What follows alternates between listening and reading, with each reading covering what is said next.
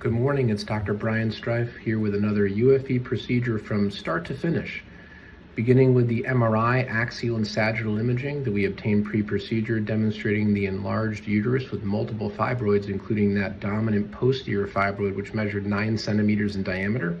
This patient was experiencing all the classic symptoms of uterine fibroids, including bleeding symptoms and bulk symptoms.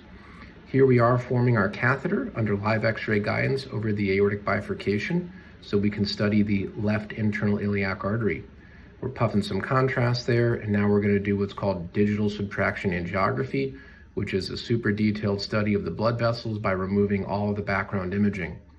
Now we are advancing a microcatheter down into the left uterine artery, and we're going to study that again with digital subtraction angiography so that we can see the anatomy of the uterine artery, how it fills the fibroid uterus. And this is right prior to embolization. We're going to be using an embolic called contour PVA, and here we are actually performing the embolization under x-ray monitoring.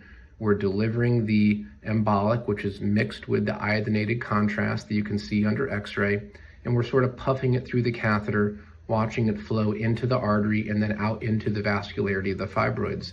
And once we reach an endpoint, which you see here, what we call multi-beat stasis, there's no further flow to the fibroids, but the uterine artery is still filling in very slow antegrade fashion. Now we're coming back to the right side. We're going to puff into the internal iliac artery on the right. And just like we did on the left side, we're going to study the internal iliac artery with digital subtraction angiography. You can very clearly see the right uterine artery there, feeding the hypervascular fibroid uterus. The next step, we're going to advance right up to that origin. We're going to kind of puff down to the origin of the right uterine artery, and then we're going to advance our microcatheter down into the uterine artery, into the position that we like to get to right before we perform the embolization, which is kind of far out into that uterine artery. Here you can see the microcatheter is going to kind of come down over that tiny wire into position. We're going to square up our image, and then we're going to take our digital subtraction angiography from the right uterine artery so we can study the blood supply from the right. And here's that picture here. We're just going to do a little puff, make sure we're in a good position. Here's the DSA image.